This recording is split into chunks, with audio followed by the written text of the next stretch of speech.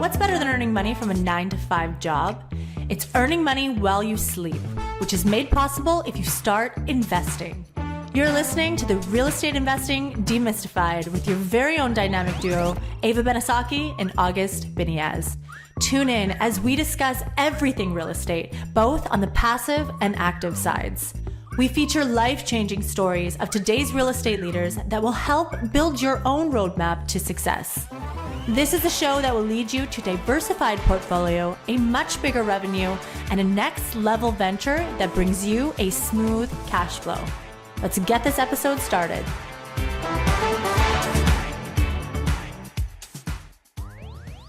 All right, welcome back to Real Estate Investing Demystified. Very excited about our guest today. Like August always bugs me. You're always so excited about the guests.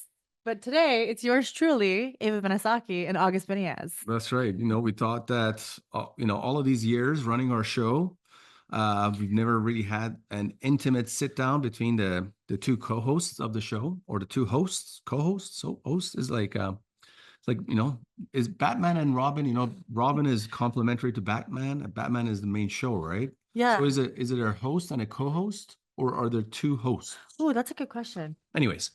So getting back to the show, I'm definitely Batman. You're Batwoman. You're Robin. You're like, it's Catwoman. Catwoman. Batman, by the way. Yeah, fair enough. Go.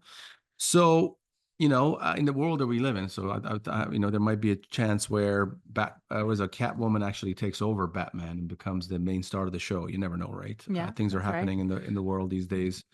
With the feminist movement, with the pendulum is swinging way to the other side. But anyways, let's not get political. Let's go back to it. We've been running Real Estate Investing Demystified now for well over 4 years.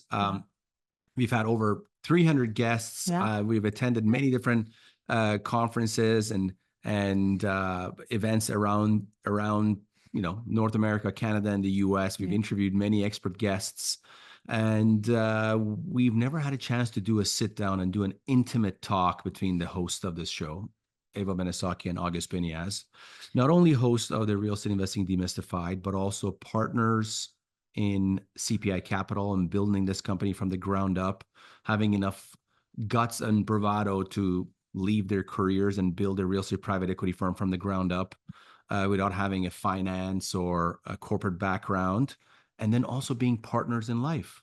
That's another right. topic. So today we want to break it down, being in a relationship and building a company together, or being in a relationship and working at a company together, co-owning a company. Yeah, and everybody, always asks us, how do you guys do it? How are you guys building a company? How are you guys parents, right? The most common question that was ever asked from us on the show particularly was, are you guys together? Because people saw us, you have a different People always name. ask that. They got Benesocky. very confused. Yes. My last name is Biniaz. Yeah. People always asked, First of all, just to clarify, I kept my last name because of the brand I built around Ava Benesocky. So that's truly why I kept Ava Benesocky, because people know who I am. And if I was Ava Biniaz, nobody would know who I was really anymore. It wasn't only that, though. It was also the fact that traditionally the woman is given to the man. The woman is given to the man, and she has to bear the man's last name. Mhm. Now I'm the farthest thing from when it comes to being a feminist. I was raised with a single mom with my two sisters, so I grew up with women most of my young life until I became an adult. But like I'm very pro woman and pro equality, all that great stuff. Yeah. But certain traditional things work great. A woman can bear a child. A woman can take care of a child much more. They're much more better in certain things in life than men are automatically, and men are better at certain things than women are. So on the last name part, that's kind of somewhat up in the air, in my opinion, where this idea of a woman bearing a man's last name, still very traditional, still very somewhat archaic, and we want to be we want to be trailblazers. We want to be, Yes. Bring this new idea that a woman can keep her own last name, doesn't have to bear the man's last name. And the brand can be built around Ava Benesocky, and she can build that brand and take it to superstardom. And August Biniaz can do the same. Yeah. That was the logic behind that. Yeah, absolutely. But just getting back to really the core of what the show is going to be about, we really wanted to talk about what it's like to work with your spouse. and as August was mentioning, you know, we built CPI Capital from the ground up. Fun fact about August and I, when we met, he proposed 2 weeks in. I said yes. And honestly, ever since, we've really been together 24 hours a day. And most people look at us and say, how the hell do you guys spend 24 hours a day together? And trust me, at first it was one thing, and we've definitely built our lives together. We've been together for 5 years now. But, you know, building a company, we're workout partners. We eat lunch together. We have dinner together. We have our baby together. We have another baby on the way. And yeah, we really wanted to talk about the inner workings of what it's like. Yeah, and kind of first step right off the bat. This is, I'm not going to sugarcoat this in any way. In my opinion, my recommendation is against trying to build a business or run a business with your spouse. I think it's running a business, building a business is already very difficult in the competitive world out there. When you put the dynamic, I mean, 40% of marriages fail. You know, probably a much higher percentage of romantic relationship or boyfriend-girlfriend relationships that fail.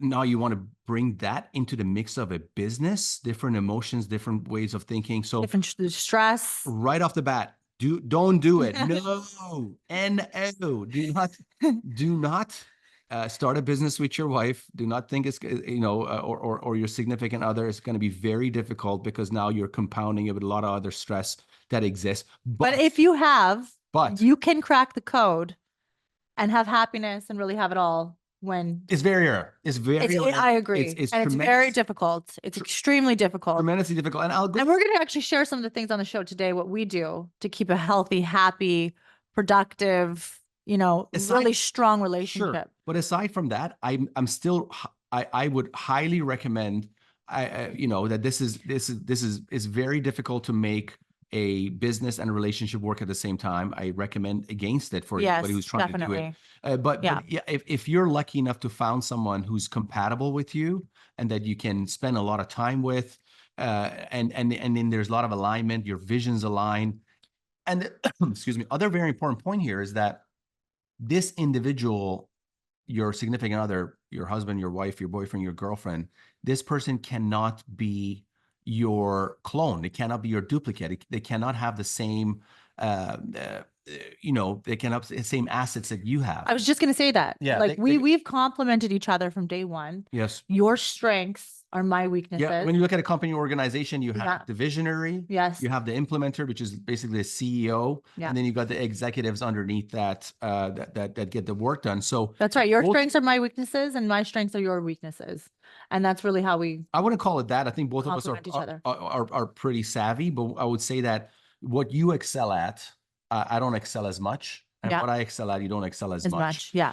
So I've awarded. We're a really good team. We're a good team, but we're a really good team. Right off the bat, it's highly not recommend you starting a business with a spouse or a girlfriend, but in the chance that you have found that person who complements you, who then falls into the company kind of org chart or the corporate structure as if you're a visionary, they are an implementer, or if they are an implementer, you're a visionary, then that mix could work. And in our case, August is the visionary.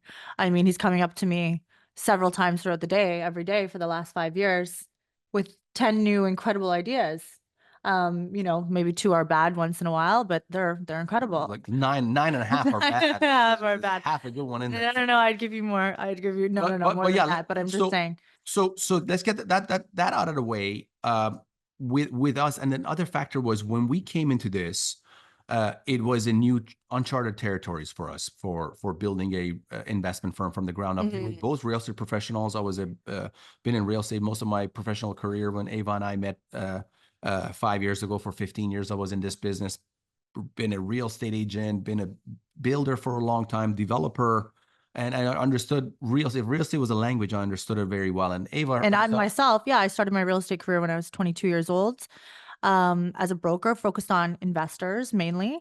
And yeah, I mean, when I met August, I was in real estate for quite some time. For 10 years at that time. Yeah. I believe. Yes. And not quite 10 years at that time. All right. Because I met you when I was 29.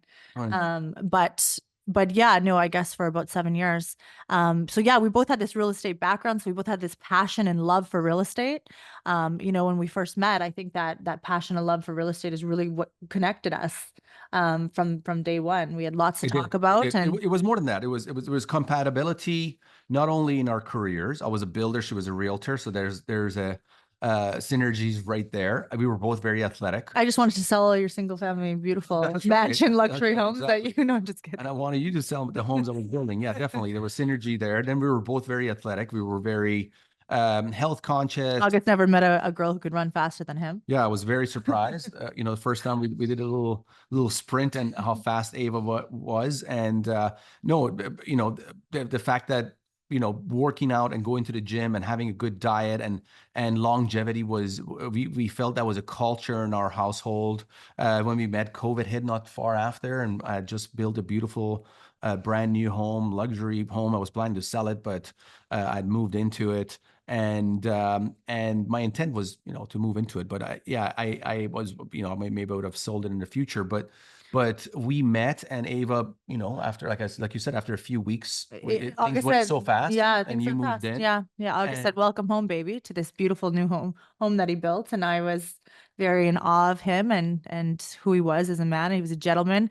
Most importantly, he told me one thing from the very beginning: "Hey, I come as a package." And when he said, I said, "What do you mean you come as a package?" "Well, my mom. I come as a package. It's me and my mom together. And if you don't get along with her, this ain't gonna work." And not only that, though, I had such respect for yes, that, because you always know how a man treats his mother, really how he's going to treat you.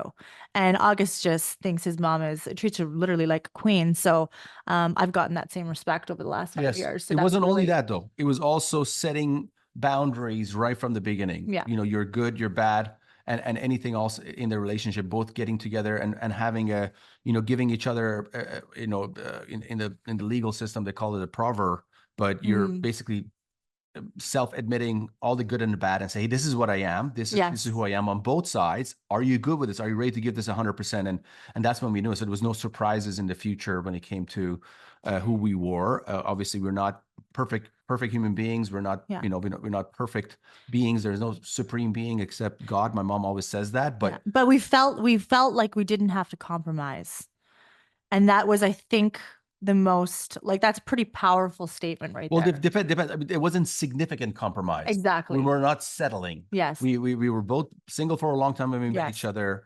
We really knew what we We wanted. know what we wanted. Yeah. And it was not it was not convenience. It was not as a result of just settling down for convenience. It was finding that person that matches you and trying to build something great. And CPI came very early in our It did. relationship, Yeah. and we started building a company. So let's talk about that a bit. So we talked about all the, You mean building the company? yeah, we talked about all the You mean walking compatibility. by your office one day and No, and pass all of that. Pass it. pass I all. don't think I have time for that today, Yeah. how it kind of spawned. But after we both got involved in the business, I was kind of working on this idea of syndication, and Ava kind of was very intrigued, and she got Yes. involved. And initially the idea was for her to play a part within the company. Myself, I was more on investor relations at that time. And then Ava came on, and we realized early on that she was tremendous at interpersonal relationships and building relationships and booking calls with people that were somewhat impossibility to book a call with. If she reached out to someone, they would always call back. And there was so much alignment there, but there was also a lot of conflict. And that was great because I have a very strong personality. And Don't you ever. sometimes people who have a strong personality, Yeah. they're surrounded by yes men. Mhm. Because people around them don't just say yes and that they're comfortable with them because they agree with them. They don't, they're agreeable. There's not conflict there. But with you, you stood your ground from day one, and I you did. you spoke your mind. You say how you felt. I remember when we started CPI, we were going over the color palette for the company. Every time you create a logo, there's a color palette that goes with the company. And it was a blue. We call it the CPI blue, and I couldn't believe, I couldn't understand how long it took for Ava to give her blessing on this color blue. And it didn't make any sense to me. But that's the difference between men and women. And that's the great thing about having women in in a corporate setting, in an institution, in a business, because they bring their feminine side, their viewpoint from their ideas to help build a company. And if she wouldn't settle. She wouldn't settle with just some random blue. It had to be the perfect blue. And we worked so hard. Weeks and weeks went by That's right. until we finalized on this color blue.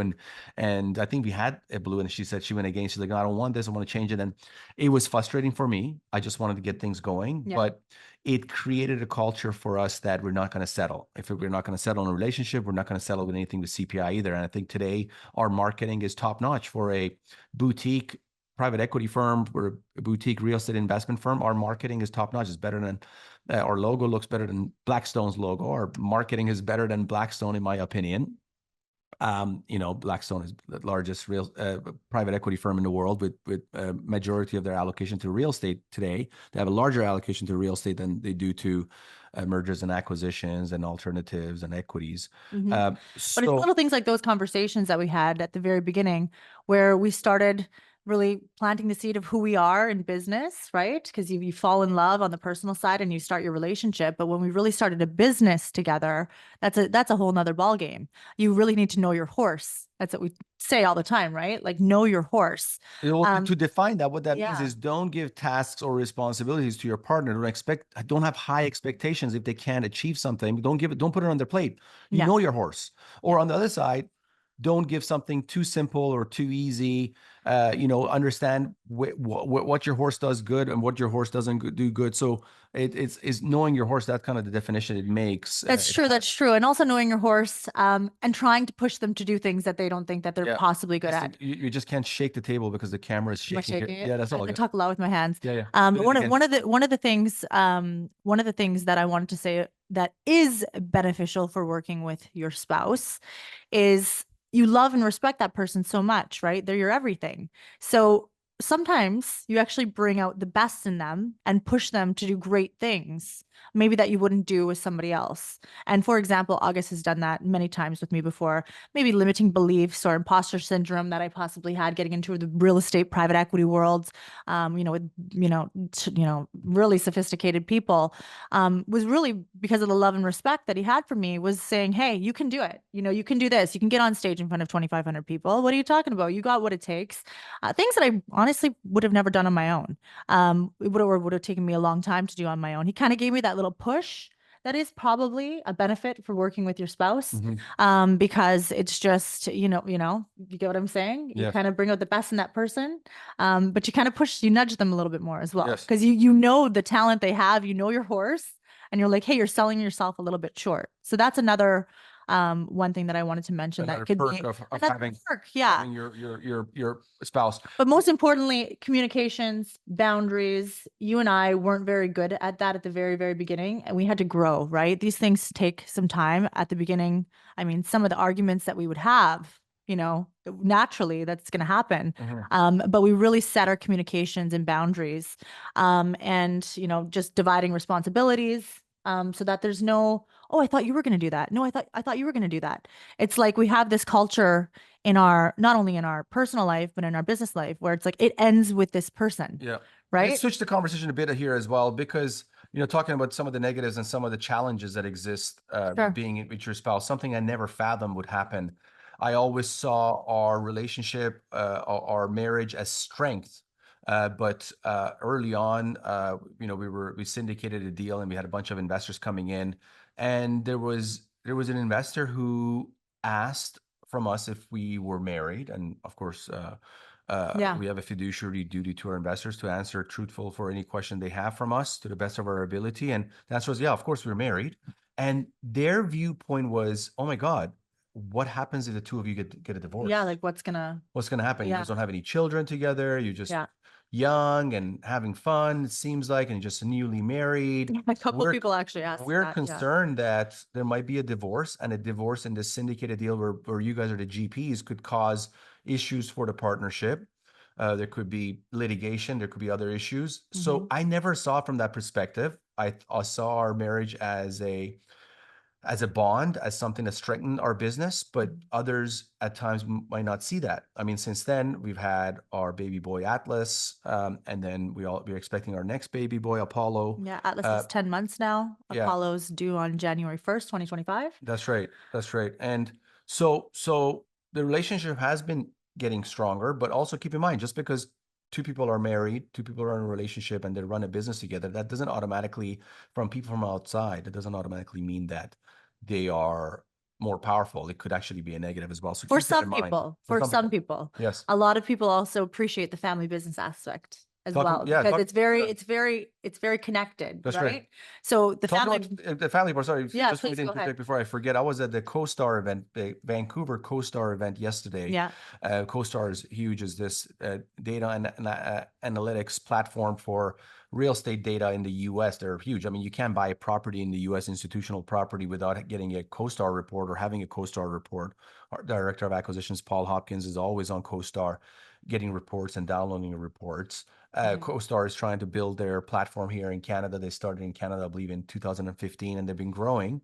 But they had this event yesterday, and it was the who's of who. How's that saying go? Who of who are like the who's of who were there, like the I big don't think it was dogs. like that. So all the Not sure. Vancouver big developers were all there at the CoStar event yesterday at the Fairmont, and I was introducing myself to people, and people were like, "Hey, you're August Biniaz with CPI. Yeah, I've listened to your podcast. I've watched your YouTube show. I know about your company. I'm part of your email list."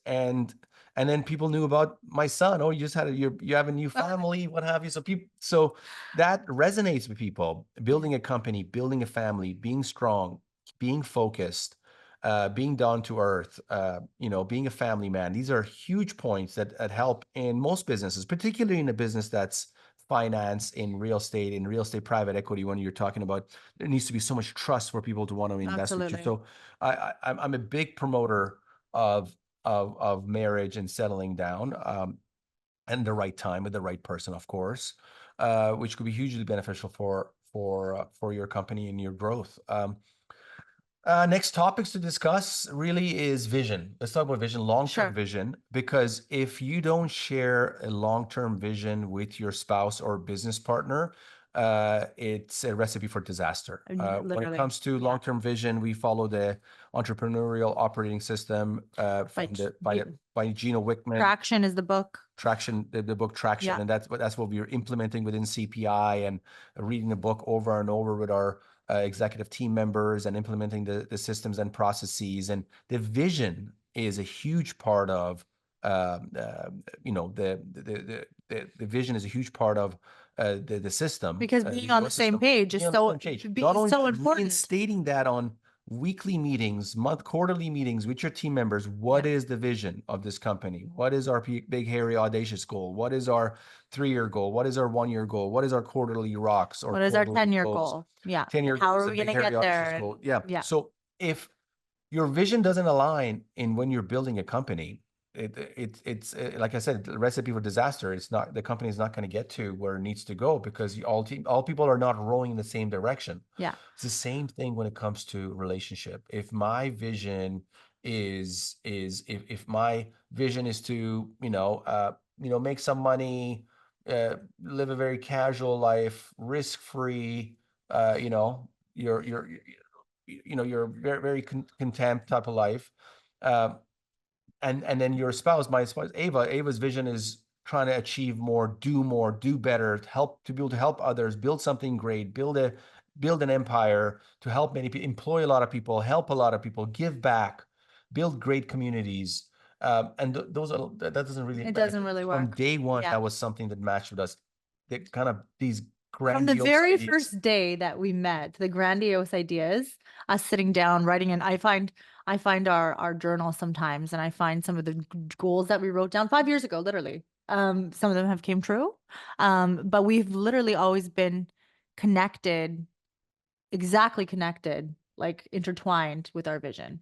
And that has been something where people are like, hey, you guys work together all day long.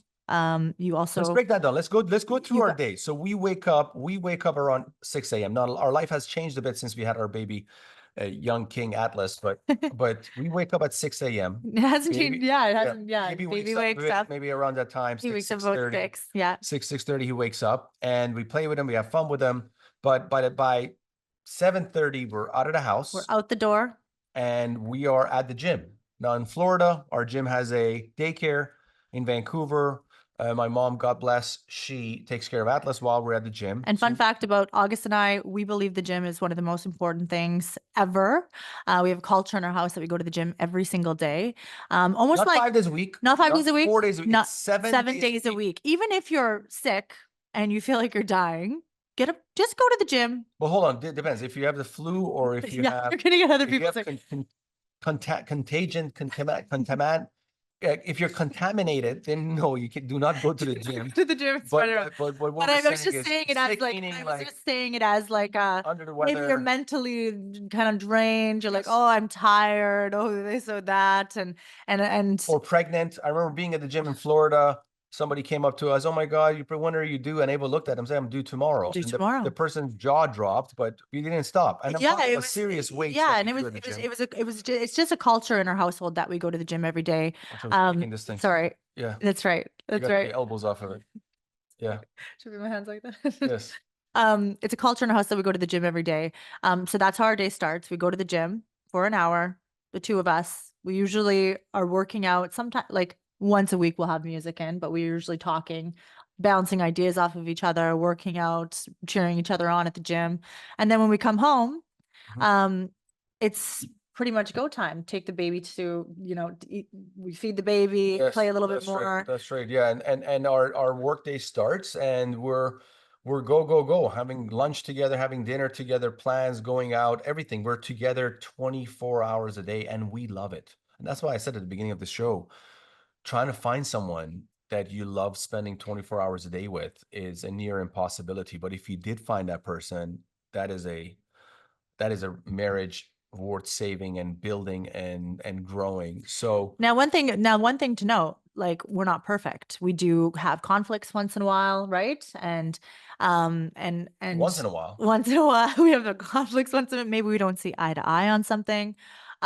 So we do have systems in place that if something does arise, listen, another culture we have is positivity. We're working together all day. We're together all day. We need to have a positive environment to work with. So maybe somebody's having a bad day, feels like complaining a little bit. Not in our households. We keep the complaints for a Monday meeting that we have at 9 a.m. every single Monday. that's a very good point. Yeah. And I wanted to mention Break this. that down. I wanted to mention this, August, because obviously people have different emotions. They feel different every single day, different hormones, whatever it may be. And this could be beneficial to a lot of people listening to this right now in your relationship, if you wish to try to implement this strategy. But if there's something that maybe is bothering us that day or complaint, any kind of complaint, we actually keep that complaint, we write it down in our own book. And we have a meeting, a religious meeting every single Monday. 9 a.m. We sit down together, no phones, no computer, no distractions. And we sit down and we give each other 1 hour. And we talk about our concerns. We talk about our problems, our issues. And then we actually end the meeting with positive. Yes. What Keep in mind, if you're arguing all week long while you're supposed to take care of a family, build a family and build a business, it's not going to work. It's going to take time away from that. So what we do, we say, hey, listen, let's talk about that on Monday morning at 9 a.m., the scheduled meeting. That's right. So everything gets written down. It's not forgotten. It's not forgiven. It's talked about on Monday, 9 a.m. and we deal with it at that time and it recharges us, makes us feel a lot better. And in that moment, it makes you feel a lot better too, because you know that you're going to be heard, you know that you're going to be listened to, and you know that there's going to be a resolution to that particular problem, whatever it might be, whether it's in business or if it's on a personal side. So that's one thing that we do for conflict resolution and really just staying strong throughout the week and being with somebody 24 hours a day, because most people say, I would kill my spouse if I was with him for 24 hours a day, or I would kill that person if I was with them 24 hours a day. And we've implemented these certain strategies where we have this healthy, happy relationship. Absolutely. Right? Absolutely. No, definitely.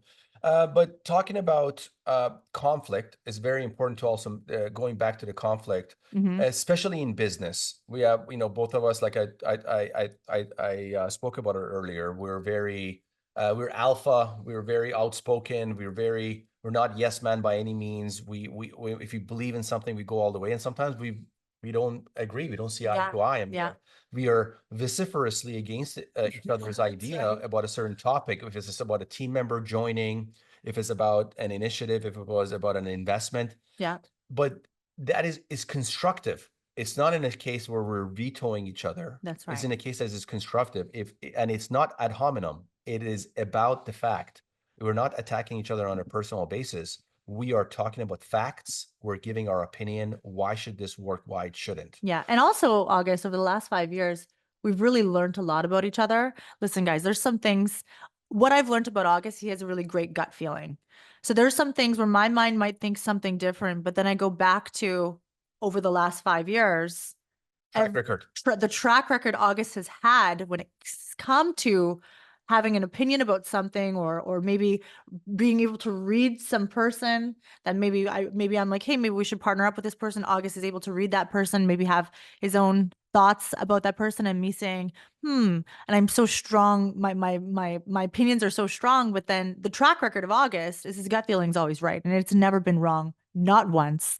So that's really been helpful too, right? You have a similar thing as well. I mean, I come to you a lot of times for advice as well. Hey, am I doing this right? Am I making the right decisions here? Is this right? So it's great to have this with different perspectives. But that track record really helps. Yeah, if someone has done really well, I mean, with Ava, she's got a much more calmer way of dealing with situation, very risk averse, much more calm, much more amicable way of dealing with situations or persons or disagreements or conflicts. And mine is very straight to the face. It's very direct. So the combination of the two actually becomes this beautiful. It's like I talk about the Lincoln letters. I'm not sure if you know the story about Lincoln, but he, you know, in the North and South War that was taking place in the Civil War that was taking place in the U.S., he wrote this really damning letter to one of his generals, and it caused a lot of issues for him. So he learned to not write letters in a moment of anger. So he would write these letters, but he would not send them. He would just keep them in his desk. And when he passed, his wife found a bunch of these letters that were never sent. So never sent, right. I draft many Lincoln emails. August Mini has emails throughout weeks and months, and I run those by Ava. I'm like, hey, is this the right way of dealing with this person in this situation? What would you do? And then a combination, or another thing about the Persians, right? When ancient Persians 2,500 years ago, when they want to make a decision, they would get together, they would have a meeting, and they would discuss a topic, a decision they wanted to make, and then that night they would go drink, and they would discuss the topic again while they were drunk. The next day when they woke up, they combined the two. They're like, hey, when we were totally sober, this is the way we looked at it. When we were absolutely drunk, this is the decision we came up with. What is a combination of the two? Because you get both kind of risk taker, risk averse. Yes. You get the amicable, aggressive type of viewpoint, and come up with the best strategy. So we've leveraged each other's attributes to the best of his abilities, and it's worked well, worked great, worked tremendous. As far as I feel like it's definitely a lottery ticket so far, right? To be able to have your best friend be your business partner as well, build something great with them, and share the same vision. I don't want to take this too long. We'll make some more of these videos as time goes. Is there any very important point you want to share before we jump up? I have a surprise, Ava, that I don't think you knew I was going to pull on you. Okay. So I was mostly just going to talk about celebrating the wins together as well. Yes. That's a huge part of Huge. us, getting excited when we do something big or have an amazing meeting. It actually makes the romance even more. And yeah, I mean, just working together, there's just so much celebration every single day. What's the point if there is no celebration for the wins? Yeah. Right. So I say it's the next segment of our show. It's the 10 championship rounds to financial freedom. I think I'm going to ask these questions from you. We've put our over 300 guests under the gun, asking these questions from them. And it's created some very interesting. We've cried on some of the shows. Our guests have cried multiple times, and it seems to be very common. So I'm going to be asking this. This wasn't initially, I wasn't told. I came up with this while I was on the show, so this wasn't something I planned on. But I'm going to ask you these series of questions, Ava. So whatever comes to top of your mind, okay? Be yourself. Okay, let's do it. 10 championship rounds. You get heated when you're on the other side. Now I know exactly how our guests feel. All right. Oh my goodness. Question number one. Okay. Who's been the most influential person in your life? August Biniaz. Wow. I have. Amazing. Yes, you have. As I'm tearing up. Now I know what it feels like Wow. to be the Wow. guest Your on the other. makeup is on running. the- I know my makeup's gonna run. That's okay. No, definitely you. I think that's when we met. So on so many different levels, right? You were just so inspiring to me, and I don't think anybody's built me up as much as you built me up in my Oh, life. Getting me to do some of the things that I've done and accomplished. I felt like Superwoman this whole time. love that. And yeah, so you've definitely been the most influential person in my life. So Okay. thank you for that. All right. And you're an incredible father and you're an incredible husband. Thank So you. thank you. Thank you. Love you. Okay. Next question. What's the number one book you would recommend? Oh, Who Not How. Who Not How by Gino Wick by oh my gosh. Dan Sullivan. Dan Sullivan. Why am I was gonna say Gino Wickman Yes. because Attraction. Yes. But Who Not How, I think when when we first started building our company, Who Not How really started playing a big part, right? Because like, oh my God, we can't do this all. There's so many moving parts to building a company, and we were doing it all. Remember at the beginning, working 16-hour days for years and years, having a blast while doing it, by the way, guys. It wasn't really work for us. We were so passionate about it, but Who Not How. And then as you keep growing, the business keeps getting bigger. Then it's like more who's not how. And then you become a mom and a wife. And Who Not How is honestly, I'd recommend it to everybody, whether you're building a business or not. Incredible book. Mm-hmm. All right. Next question. Okay. If you had the opportunity to travel back in time, what advice would you give your younger self? Be more confident. Don't be so hard on yourself. Like negative self-talk is detrimental to your success. Don't have limiting beliefs. You gotta literally look in the mirror every morning and talk to yourself like you're somebody great, and then you'll start achieving great things. Amazing. Amazing. Okay, next question. What's the best investment you've ever made? Oh gosh, the best investment I've ever made would have to be in CPI Capital, right? The best investment I've ever made is in CPI Capital. To your time, your My money, your time, the resources, money, the your brain resources, power. brain power. Absolutely. Yeah, great answer. What's the worst investment you've ever made, and what lessons did you learn from it? Worst investment I ever made was not investing when I made a ton of money in real estate. Yeah. Was actually not investing. I know when we're young and we want to be cool and have the cars and the fashion and travel and all that stuff. Yeah, we're trying to live our best life, let's say, and we're making good money. Spending that money on silly things like that, and they're not silly, but they can wait until a little later. I think that you should honestly, my advice to people who are possibly younger who are making some good money, they get excited about it, they can't wait to buy the next new best thing, is just hold off a little bit. It's not as exciting when you get it. It doesn't really mean much. What means a lot is actually taking that money and going and invest it, and you can brag about that a hell of a lot more than you can about a new car you got or something like that. Hey, I started investing when I was 25. This is where I'm at today. Like, imagine saying that instead of saying, oh, I bought a car when I was this age or that age. No, I started investing. So the worst investment was not investing. It's not investing. Smart. Next question. How much would you need in the bank to retire today? What's your number? Well, being August Biniaz's sugar mama, I'd probably need 100 mil. Okay. All right. I'm just kidding. But yeah, I don't know. August and I are planning on having a big family. Putting all of our children in college and traveling the world with them and honestly building this great company and so forth. So to retire, I could never see us really retiring, to be honest. I'm going to say what some of the guests say. I don't really ever want to retire, but it would have to be up there. Great. If you could have dinner with someone dead or alive, who would it be? Oh my gosh. Oh gosh, this is actually a kind of a tough one. You know what? There's a couple people. I would like to actually have dinner with my grandpa Benesocky, my dad's dad. I think it'd be so cool to sit down with him. He was such a strong guy, such a strong man. I would love to sit down with my grandpa Benesocky. I only knew him when I was a little girl. But on the famous side, I would actually love to sit down with Elon Musk. I think it'd be the coolest dinner ever. The guy is just like he's just not in this world. There's just so much you can learn from him, right? From building so many businesses and what he's accomplished. So I think that would be an incredible person to have dinner with. All right, next question. If you weren't doing what you're doing today, what would you be doing now? I always wanted to be a dermatologist because Okay. I'm so into skin. I'm so into skin and taking care of myself and da da da da da. So honestly, before real estate, there was a point in time where I actually wanted to become a dermatologist. All right. And I was like so into that and opening up a beautiful, kind of boutique place where women can come in and get their Mhm. get their laser done and their Botox and all Not too that other late. stuff. You can syndicate That's you right. can syndicate a salon. Like a boutique beautiful where just, you just feel like just God when you Sounds walk in good. the door. Sounds good. Next question. Okay. Book smarts or street smarts?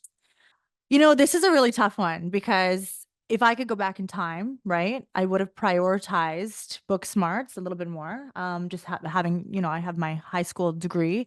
I got right into real estate out of high school, really. But, I think I would have really loved to go to college and prioritize that. It wasn't a priority for me back in the day.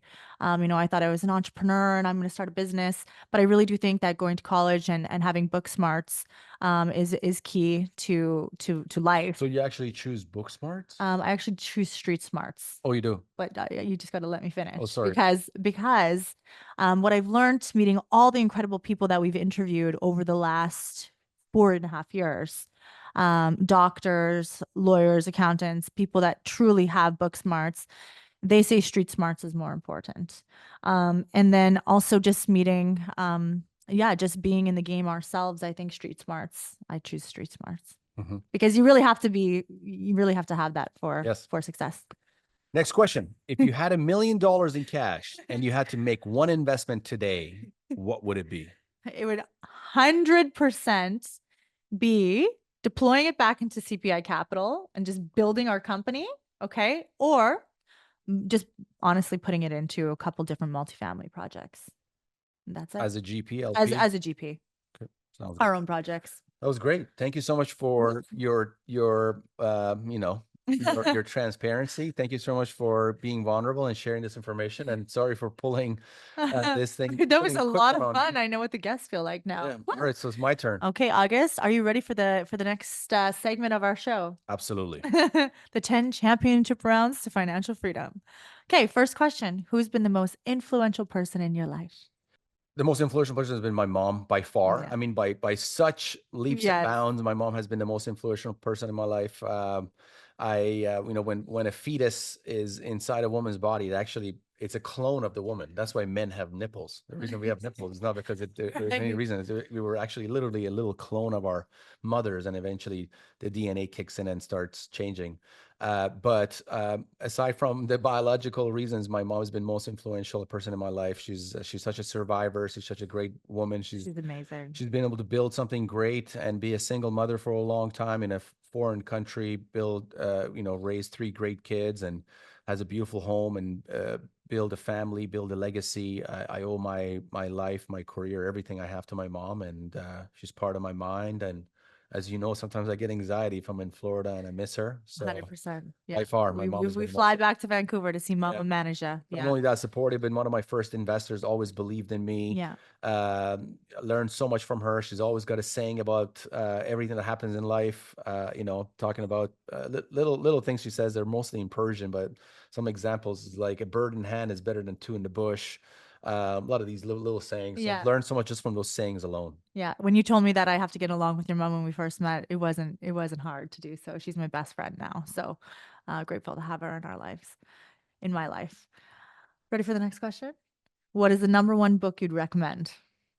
Ooh, number one book I recommend. I would say Sapien. Sapien is a great book. It just talks about the journey of human beings from where they started and where we are today. I said just to get an overall understanding of human beings and where we've been and where we are today is a great book. Who Not How is another great book that you mentioned. Dan Sullivan, really this idea that we don't have to do everything ourselves. We can actually hire other people to do it. So those are the top 2 books that I would definitely recommend. Love it. Okay, August, if you had the opportunity to travel back in time, what advice would you give your younger self? The advice I would give is to try your best to be a specialist. Nice. Rather than being a jack of all trades, be a specialist is the best way to go. Um, Also, time moves really fast, so you can actually become a master of a trade much quicker than you think when you're young. A lot of times you think, oh my God, time is moving so slow, but you can actually um, you become great at something. Whatever your attributes that you have, you can leverage. If you can, you're good at speaking, you're good at interpersonal relationship, you can do great in sales and you can make a lot of money and a great life. If you're good at school, you can follow academia or what have you. So just leverage your attributes and do great at what you are. I absolutely love that. All right. What's the best investment you've ever made? The best investment I ever made was an investment in myself. I mean, this is a cliche response we get from a lot of our guests, but monetary investment, it's hard to try to put my hand on certain things I've invested in to make money. But if it wasn't for the investments I made in myself, Mhm. I could have never made the investments into financial instruments that have been very Mhm. helpful to me over the years. That's a very good point. All right. What's the worst investment you've ever made? And what lessons did you learn from it?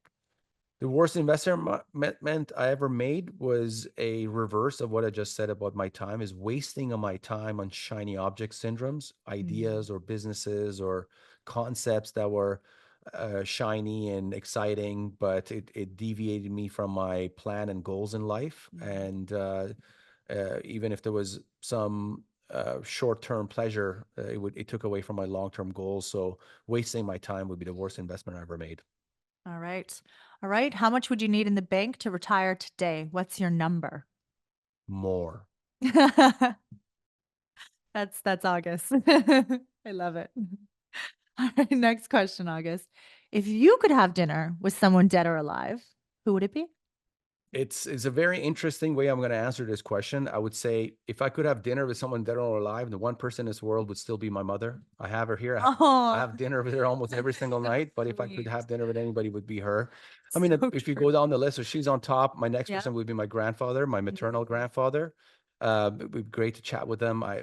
He passed away when we moved to Canada. I was around 15, 16 years old, and it was hard not I spent a lot of time with him when I was younger, when I was in my early teens and as a child, but I didn't really get to talk to him and chat with him about the inner workings of his mind and decisions he made early on that affected our family still to today. At the time of uh,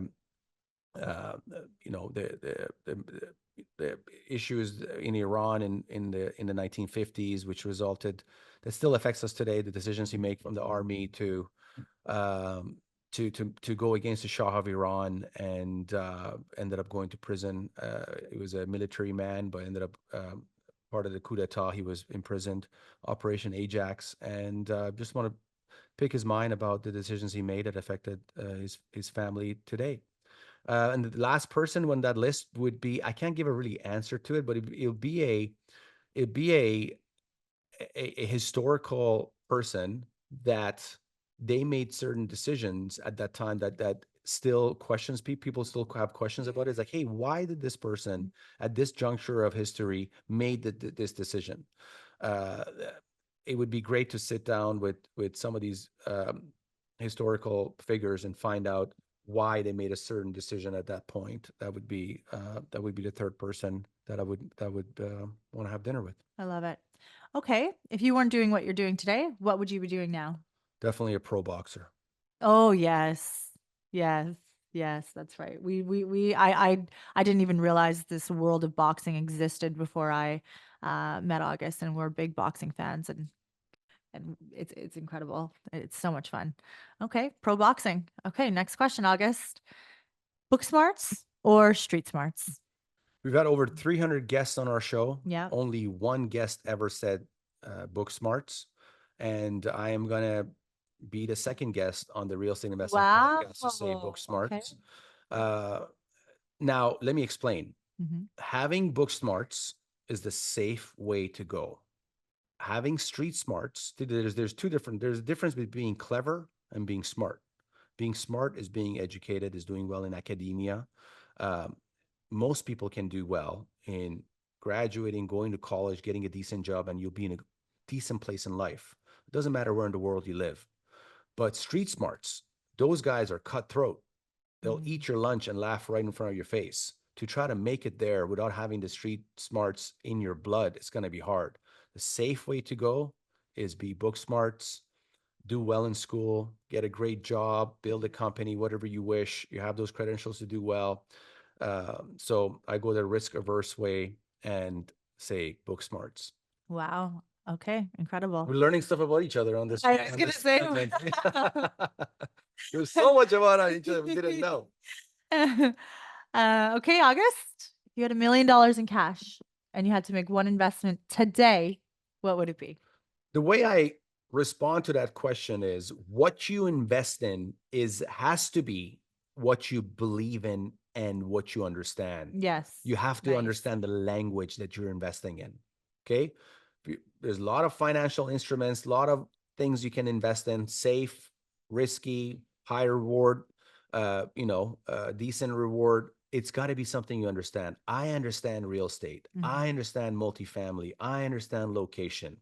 A hurricane, a Helene, and the Hurricane Milton just passed through Tampa and it caused major devastation. I am bullish on Tampa.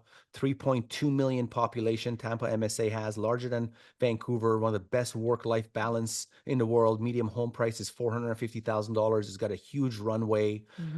I would buy a smaller or mid-size multifamily property, however far the $1 million gets me, to have some contingency, have enough down payment, get a good debt on there, fixed interest rate, put the $1 million, get a 12 unit, get a 20 unit, get a 30 unit, whatever, how far my money goes, I'll put that money there. I'm cash flowing day one, as long as I'm hitting, 5 cap, 6 cap, I'm good. Or even, depends on the type of debt we put on it. But even if I do, something about 5% cash on cash, I'm good. I love it. I love it. Wouldn't expect anything else from you. All right, awesome. That was great. Should we do our Let's do our high five? All right. Next Thanks everyone week. for listening. But Thanks everyone yeah, for listening. That's about it. We'll catch you soon. We'll catch you soon on the next show. Thanks so much.